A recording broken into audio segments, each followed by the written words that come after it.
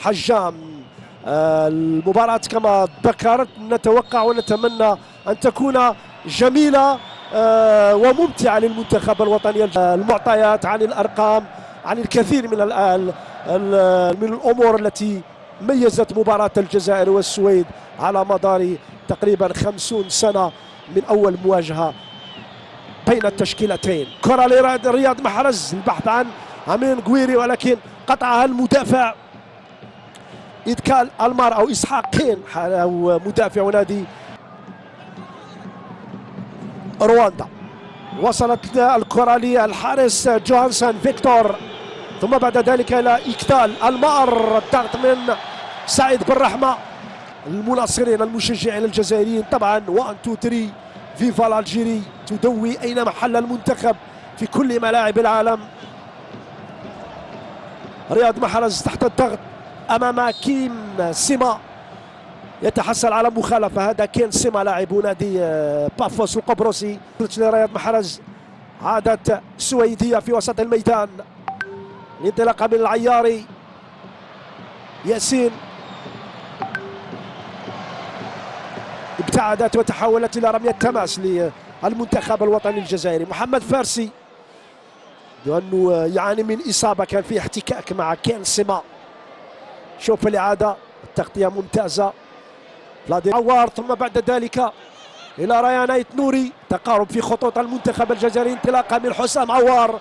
هذه فرصة للمنتخب الجزائري، تمرير على الجهة اليسرى لبن رحمة، عرضية داخل منطقة الجزاء. هذه فرصة للمنتخب، تصويبة ممتازة ممتازة الفرصة وخطيرة من حسام عوار. التسديدة ابتعدت عن مرمى فيكتور هونسون. هي للخضر. الجميل أن لاعبي المنتخب الوطني الجزائري هم المبادرون، هم الذين يضغطون في مناطق المنتخب هنا على ملعب ستراوبيري أرينا. وصلت لرياض محرز لكن في راية على المنتخب، في راية على رياض محرز اللي طبعا مقارنة يغيب عنها أيضا توغاي وبلايلي. ولكن هناك فرصة لكين سيما السويدية داخل منطقة الجزاء. حذاري من هذه الفرصة، حذاري من أول لقطة خطيرة للمنتخب السويدي، حذاري من الانطلاقات. شوف كيف تقدم كين سيما، كيف راوغ وكيف مرر الكرة أرضية. وبعد ذلك لارسن جوردن طبعا الذي صراحة لا يملك تاريخا كبيرا في الكرة الأوروبية، ولكن أبرز إنجاز أنه وصل إلى المربع الذهبي في أوروبا عام 92 عندما خرج من طبعا من نصف النهائي. بينما هذه فرصة خطيرة على الجهة اليسرى، فرصة وعرضية داخل منطقة الجزاء، تمهيد بعد ذلك والهدف الأول. الهدف الأول للمنتخب السويدي. كان سيما قلت حذاري من الكرات التي تأتي على الأطراف. خطأ وهفوة دفاعية تكلف منتخبنا الوطني هدف أول في المباراة بعد مرور ربع و14 دقيقة. إذا كان سيما لاعب بافوس القبرصي يدون أول أهداف المباراة. وحصلت عيسى ماندي. سنشاهد الإعادة كيف تلقى الخضر هذا الهدف المباغت في الوقت الذي تحدثت عن سيطرة للمنتخب الجزائري. شوف الكرة جاءت من برناردسون، ثم بعد ذلك من لارسون جوردن، تمهيد جاء من جوردن. يتحرك بشكل ممتاز هذا اللاعب كين سيما. شوف كيف يمر في راية نعم في تسلل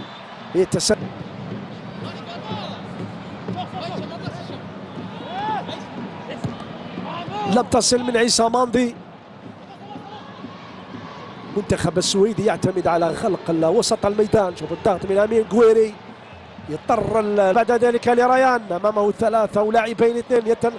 يتمكن ريان المرور، ريان امام لاعبين ثلاثة ويتحصل على ركنية يقول الحكم. من رامي بن سبعيني،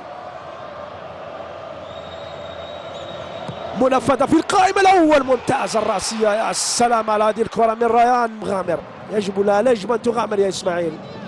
وصلت الكرة لفارسي، العرضية التوزيع داخل منطقة الجزاء سريعة لأن المنتخب السويدي سريع وخطير. ممتاز عيسى ماندي أمام منتخب سويدي يلعب بهذا الشكل. ملعب أو المنتخب اللي يوجد على الساحة الأوروبية، عنده نائب بطل العالم في 58، ولكن منتخب محترم يملك لاعبين يلعبون في دوريات أوروبية كبيرة، حتى وإن لم يكن يملك نجوم في بعض. ساليتروس بالقدم اليمنى والعيار بالقدم اليسرى، ممتازة من أنطوني موندريا، ردة فعل مثالية من حارس المنتخب الجزائري. صويبة كانت من ياسين العياري، جاءت بهذا الشكل، الركنية منفذة، موندريا ممتاز، يبعد ناسب من عيسى ماندي، عادت لي كين سيما على الجهة اليسرى، كين سيما هذا خطير كين سيما، الأرضية المخرج يركز على لقطة المراوغة. عادة سويدية حداري داخل منطقة الجزاء، هذه فرصة يجب أن يعود المنتخب، تصويبة سلام خطيرة جدا، وردة فعل أخرى من أنطوني موندريا، حداري من الهفوات الدفاعية للمنتخب الجزائري.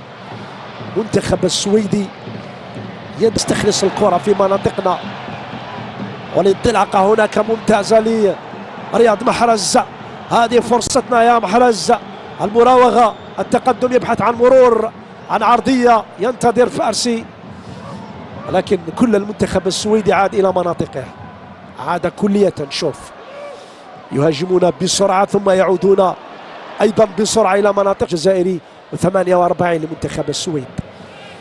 أتمنى أن تتجسد هذه السيطرة على امتلاك الكرة، بينما نيجرين على الجهة اليمنى، العرضية في القائمة الثاني، دائما البحث عن كين سيما من الحلول المساحة حتى يرميها لهم ويمررها لهم،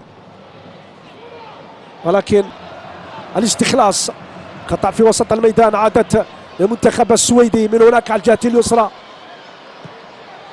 كرة أخرى داري رامي بن سبعيني ومخالفة، يقول روبرت هيرفي. شوف كيف المنتخب السويدي يلعب كرات، خاصة في الأشواط الثانية. نتمنى أن يتحسن أداء المنتخب وأن تكون قراءة جيدة أيضا لأحداث هذا الشوط الأول.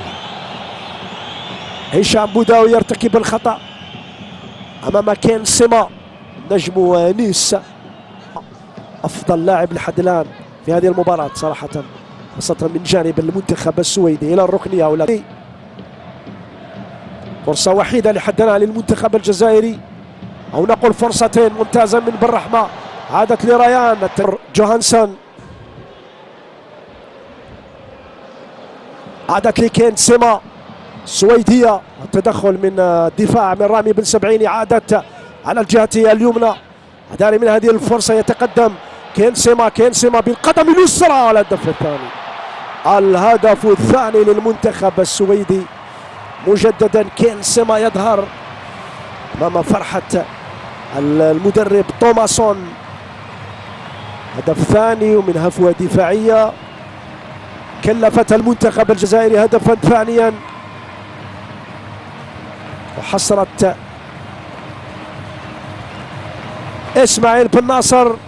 اذا سيما كان كرة جاءت بهذا الشكل، التمريرة شوف لوحده، كين سيما يراوغ بالقدم اليسرى ثم يصوب بالقدم اليسرى او باليمنى.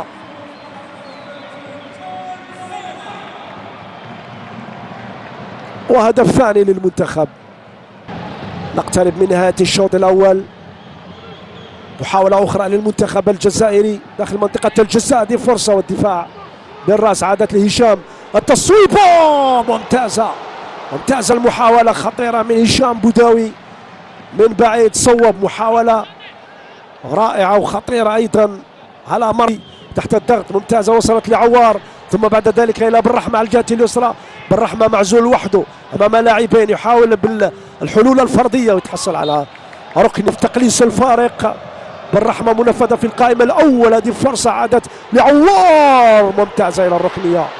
منتخب يضغط في هذه اللحظات ممتازة، لكن جوهانسون يتدخل في هذه الكرة. حسام في ثاني محاولة للمنتخب الجزائري، هذه المرة متوجهة إلى الغيري، هذه المرة في القائمة الأول، التغطية موجودة، عادت وتحولت للمنتخب السويدي، عادت لبنجامين نيجران، استخلصت هذه الفرصة. رامي بن سبعيني في القائمة الثاني، وغويري يطالب بركلة جزاء، ولكن الحكم لم يؤشر على أي شيء.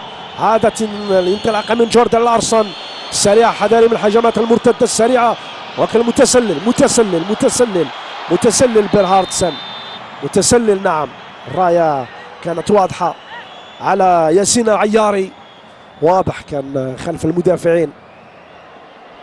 شوف الإعادة، شوف كيف ينطلق المنتخب السويدي، كيف نعم العياري هنا الجزائرية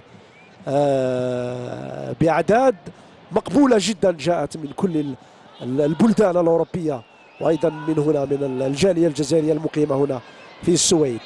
كرة من كان سما أحسن لاعب على الإطلاق في الشوط الأول. نتمنى أن نحد من خطر هذا اللاعب طبعا اللي سجل هدفين من خطورة المنتخب السويدي.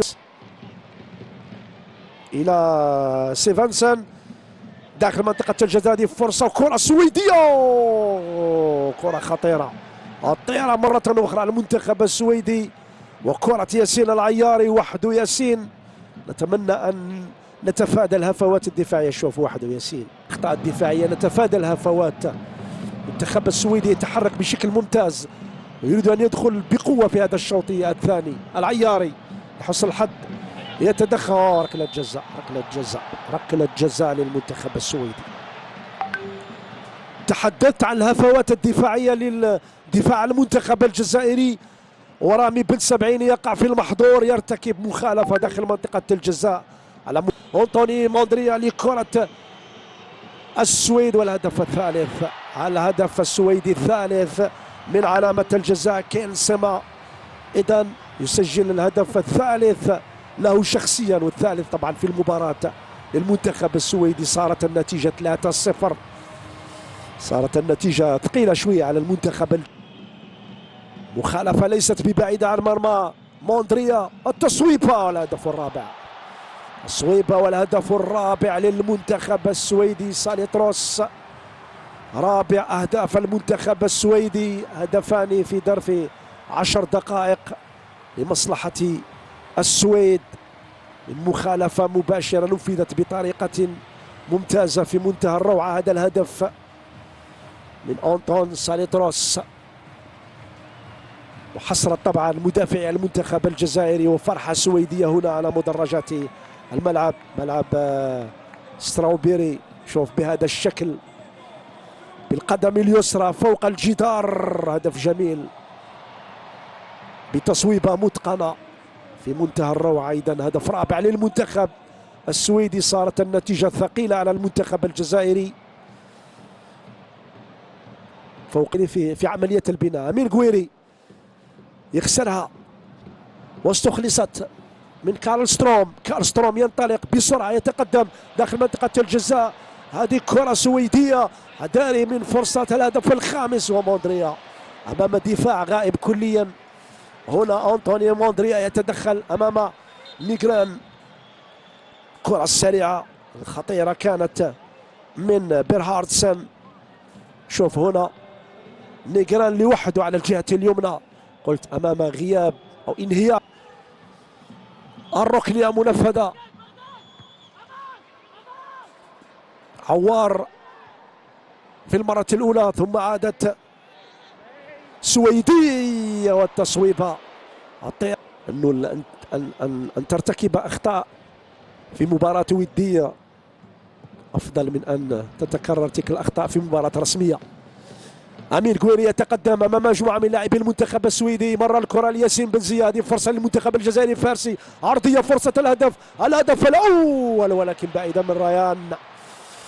أول بناء ممتاز للمنتخب الجزائري. شوف كيف تحولت الكرة من وسط الميدان، ثم بعد ذلك اللمسة من ياسين بن زياد الفارسي، والعرضية وصلت لعوار، ثم بعد ذلك ريان آيت نوري بالقدم اليمنى على الجهة اليسرى. ريان آيت نوري ممتازة بين عوار وريان. ريان على الجهة اليسرى، ريان يبحث عن مراوغة، عن عرضية. السلام على الكرة، ويا السلام على تصويبة من بغداد بنجاح، ولكن ردة فعل ممتازة من فيكتور جونسون. الآن المنتخب بدأ يتحرك مع هذا التغيير. شوف ريان آية نوري في المرة الأولى تقدم ثم مرر لبغداد بونجاح، كان فرصة. لازم نشوفوا هدف للمنتخب الجزائري لإسماعيل، البحث عن تصويب. أوه السلام، أوه يا سلام على هدف في منتهى الروعة يا إسماعيل، هدف في منتهى الجمال في غاية الروعة، تصويبة من مسافة بعيدة. إسماعيل بن ناصر يقلص الفارق ويسجل الهدف الأول للمنتخب الجزائري. 4-1 صارت النتيجة. شوف الإعادة، شوف تصويبة من بعيد بهذا الشكل استقرت في مرمى فيكتور جونسون بطريقة ممتازة جدا، تصويبة مثالية انتهت في شباك المنتخب السويدي. هدف على طريق 4-1 صارت النتيجة، لكن حذاري من الهجمات المرتدة السريعة. تحول الكرة إلى ركنية للمنتخب مواسم قبل 4 سنوات. منفذة حسام عوار في ربما رأسية بغداد بونجاح، كرة من ياسين بن زيا في القائمة الثاني بالراس، والدفاع السويدي يتدخل بصعوبة. بيرهاردسون إلى الركنية. شوف الإعادة تدخل في آخر لحظة جاء من اللاعب رقم 8 سيفنسون منذ مارس 2024، يريد أن يقود هذه كرة في ظهر الدفاع، يتدخل أنطوني موندريا. الانطلاقة دائما على الجهة اليسرى، عرضية والدفاع يتدخل بنزية. الكرة كانت من بيرهاردسون، المخالفة يقول الحكم على بيرهاردسون. بينما هذا ياسين بن زير، وصلت الكرة لحسام عوار، اللمسة من آية نوري ثم بعد ذلك لبن طالب على الجهة اليسرى، البحث عن مرور عن عرضية. هذه فرصة ربما الثاني قد يأتي للمنتخب الجزائري. الثاني، الهدف الثاني، رامي بن يضيف الهدف الثاني للمنتخب الجزائري، وفرحة جماهيرية هنا على مدرجات ملعب ستروبيري أرينا. هدف ثاني، قلت أنا المنتخب الجزائري تحسن أداؤه وبإمكانه أن يضيف الهدف الثاني. سجل الأول وسجل الثاني، والانطلاقة والمرور رائع في منتهى الجمال. الانطلاقة ثم العرضية بعد ذلك، والمتابعة جاءت من ياسين بن زيا، هو من سجل الثاني طبعا هدف يقلص به الفارق ويمنحنا أيضا فرصة أخرى وأمل آخر في أن نشاهد هدف ثالث. أتمنى أن نتعلم منها. منفذة، كرة سويدية وفارسي، لعبت للعياري داخل منطقة الجزاء. كرة سويدية، هجمة مرتدة وكانت أمام كوير المساحة لينطلق. هذا بنزية، هذه داخل منطقة الجزاء. السلام، فرصة الهدف الثالث ضاعت، ولكن عادت لأمين فوق المرمى. فرصتان للمنتخب الجزائري، الأولى من بغداد والثانية من أمين. شوف الانطلاقة هنا من بنزية بشكل رائع. هذه لا تهدر يا بغداد، هذه لا تضيع يا بغداد، هذه تسجل يا بغداد. وفي المرة الثانية أمين غويري بحث عن الزاوية البعيدة. هذه الفرصة الهدف الثالث ضاعت، أو بالأحرى تحدى أو تصدى لها فيكتور جونسون بطريقة ممتازة.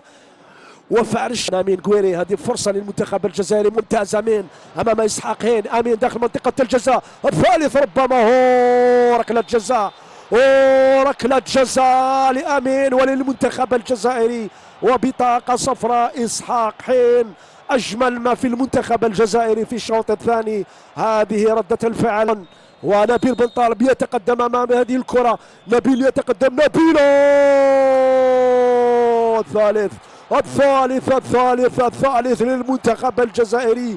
نبيل بن طالب، البدلاء صنعوا الفارق للمنتخب الجزائري. بنزية سجل الثاني وبن طالب سجل الثالث، والمنتخب الجزائري صراحة عاد في النتيجة، وردة الفعل كانت ممتازة لعناصرنا بعد ما كانت متأخرة ب4-0، قلصت الفارق إلى هدف واحد وسجلت 3 أهداف، وهذا هو الأجمل في مرارة الشوط الأول وأيضا بداية الشوط الثانية. 4-0. فقدنا كل الأمل في العودة في النتيجة، ولكن عاد المنتخب. يا كرة، على كرة من يوسف عطار.